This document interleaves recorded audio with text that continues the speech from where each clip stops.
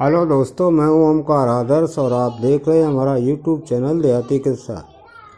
इसमें आप सुनते हैं मज़ेदार देहाती किस्से जो किसी समय प्रचुर मात्रा में हुआ करते थे और मनोरंजन का एकमात्र साधन थे। तो ज़्यादा समय न लेते हुए आइए सुनते हैं ये मज़ेदार देहाती किस्सा। उससे पहले अगर आपने चैनल को सब्सक्राइब नहीं किया है तो कृपा करके सब्सक्राइब ज़रूर करें और शेयर तथा लाइक भी कर लें। एक बार एक सुल्तान था जिसके 3 छोटे छोटे बेटे थे।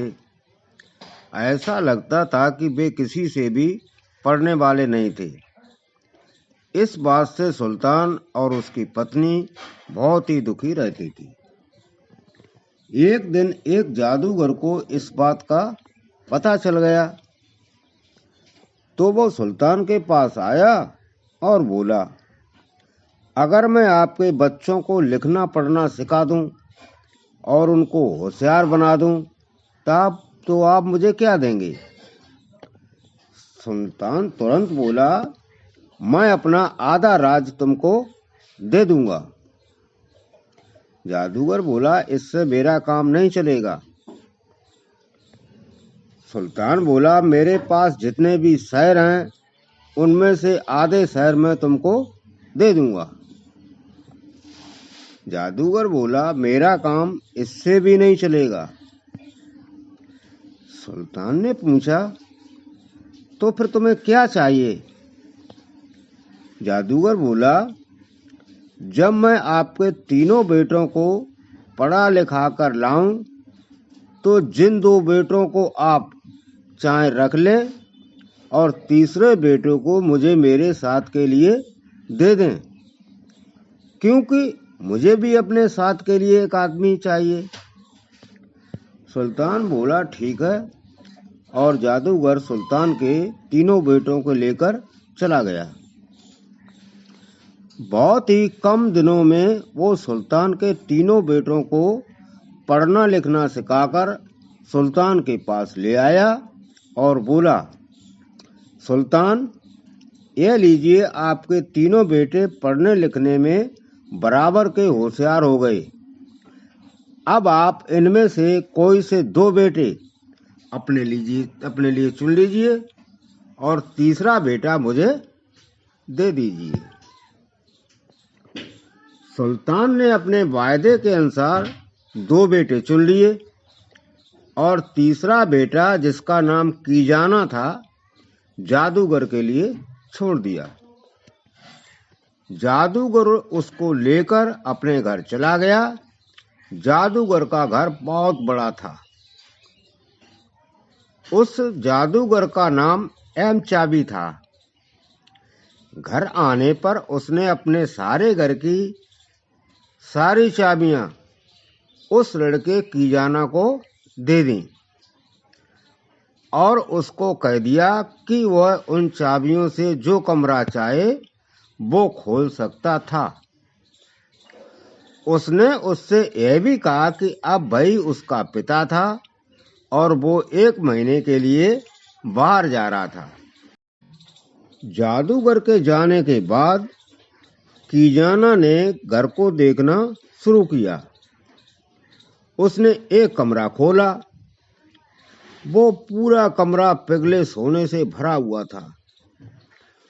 उसने उस पिघले सोने में अपनी उंगली डाली तो वो उसकी उंगली में चिपक गया। उसने अपनी उंगली को खूब मला, खूब रगड़ा, खूब धोया, पर वो तो सोना था, निकला ही नहीं। सो उसने अपनी उंगली के चारों तरफ एक कपड़ा बांध लिया। जब उसका जादूगर पिता वापस आया और उसने बेटी की उंगली पर कपड़ा बंधा देखा तो उससे पूछा कि वो अपनी उंगली से क्या कर रहा था।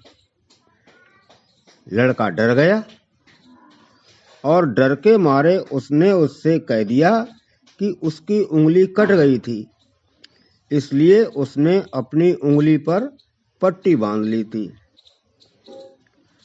कुछ दिन बाद जादूगर एम चाबी फिर से बाहर गया और कीजाना को फिर से अपने घर की सारी चाबियां दे गया। कीजाना ने फिर से उनका घर देखना शुरू किया। इस बार जो कमरा उसने खोला वो पूरा बकरों की हड्डियों से भरा हुआ था। दूसरा कमरा भेड़ों की हड्डियों से भरा हुआ था। तीसरा कमरा बैलों की हड्डियों से भरा हुआ था। चौथा कमरा गधों की हड्डियों से भरा हुआ था।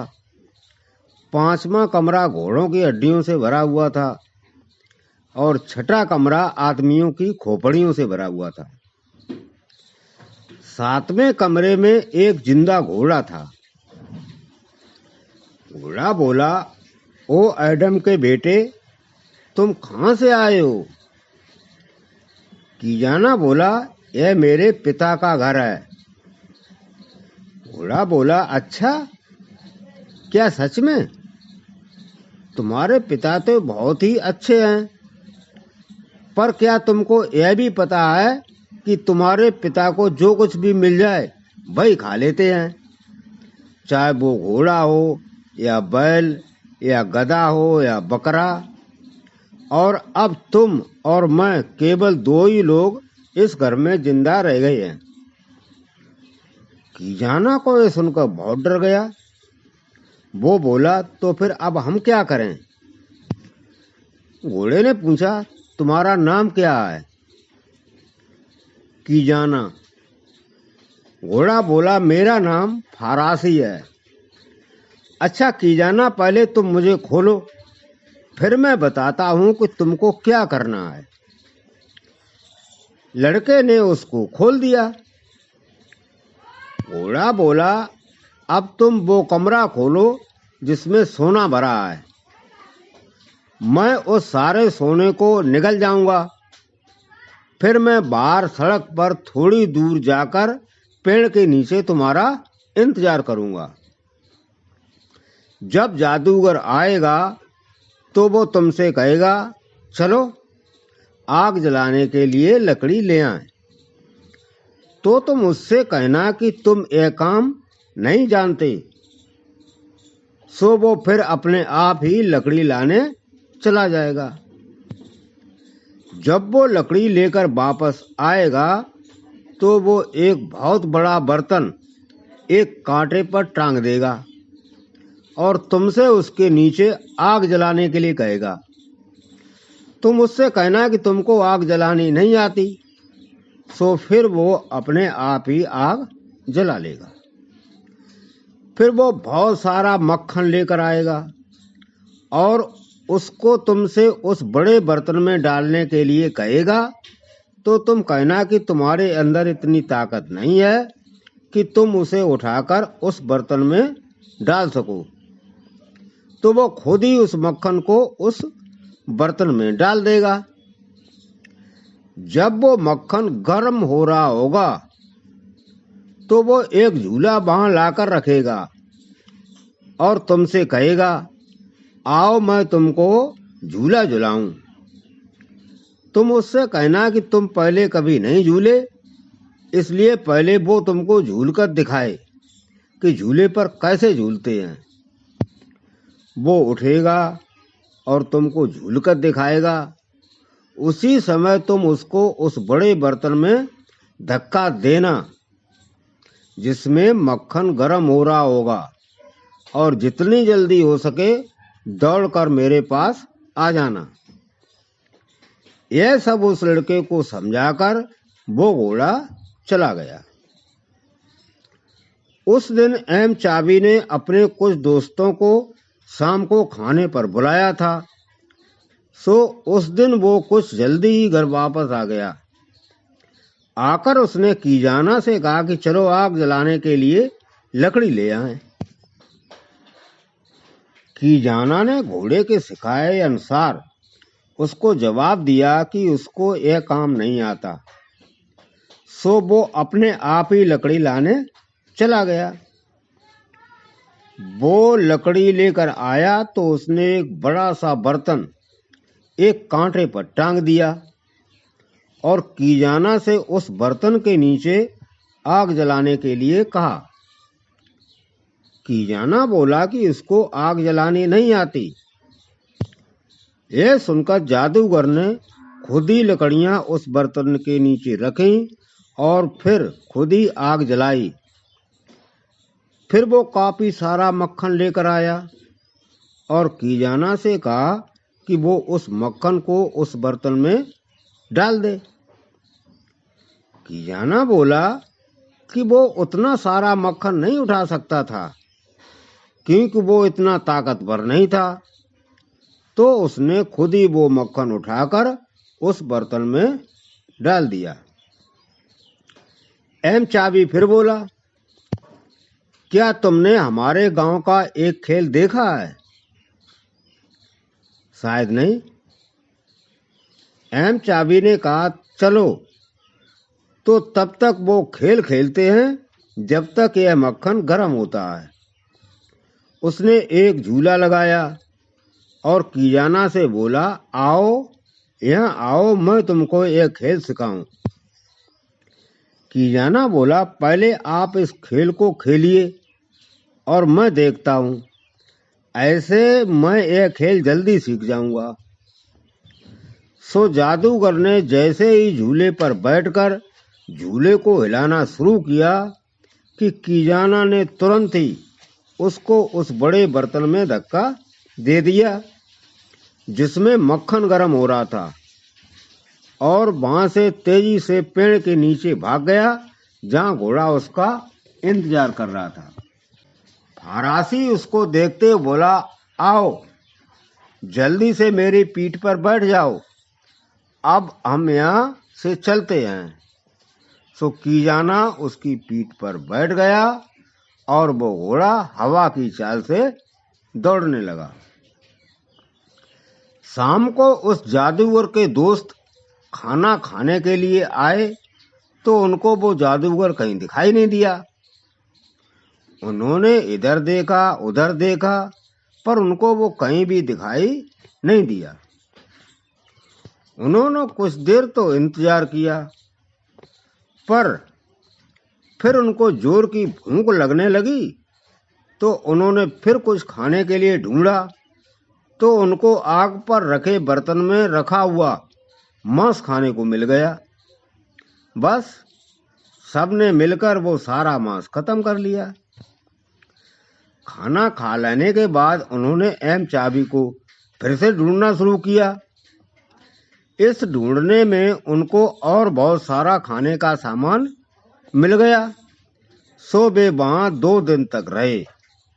वो सारा खाने का सामान खत्म किया, एम चाबी का इंतजार किया और जब वो फिर भी वापस नहीं आया तो वे वहां से चले गए। इस बीच में वो घोड़ा कीजाना को लेकर भागता रहा और काफी दूर निकल आया। एक बड़ा सा शहर देखकर वे वहां रुक गए। कीजाना बोला, चलो यहीं रुक जाते हैं और रहने के लिए एक घर बनाते हैं। फरासी तैयार हो गया और उसने वो सारा सोना उगल दिया जो वो जादूगर के घर से निगल कर लाया था। उस सोने से उन्होंने नौकर, चाकर, जानवर और जो कुछ भी उनको जरूरत थी वो सब खरीद लिया। जब लोगों ने पड़ोस में एक बहुत बड़ा मकान, इतने सारे नौकर चाकर, जानवर और अमीरी देखी तो वे अपने सुल्तान के पास गए और उससे कहा कि ऐसा आदमी तो बहुत खास होना चाहिए जिसके पास ये सब हो और उससे तो उसको मुलाकात करनी ही चाहिए। यह सुनकर सुल्तान ने कीजाना को बुलाया और उससे पूछा कि वो कौन था। कीजाना बोला, मैं तो एक आम आदमी हूँ जैसे और सब लोग हैं। सुल्तान ने फिर पूछा, क्या तुम कोई यात्री हो? कीजाना बोला, हाँ पहले तो था पर अब मुझे यह जगह पसंद आ गई है इसलिए मैंने यहीं रहने का विचार किया है। सुल्तान बोला, तो फिर यह शहर घूमो। कीजाना बोला, मुझे शहर घूमने में बहुत अच्छा लगेगा, पर मुझे कोई शहर दिखाने वाला चाहिए। सुल्तान को वो लड़का बहुत अच्छा लगा, सो वो उत्सुकता से बोला, चलो मेरे साथ चलो, मैं दिखाता हूं तुमको शहर। सो सुल्तान और कीजाना अच्छे दोस्त हो गए। कुछ दिनों बाद सुल्तान ने अपनी बेटी की शादी कीजाना से कर दी।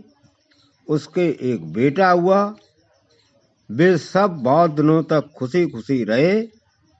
कीजाना जब तक रहा, फारासी को अपनी जान से भी ज्यादा प्यार करता रहा।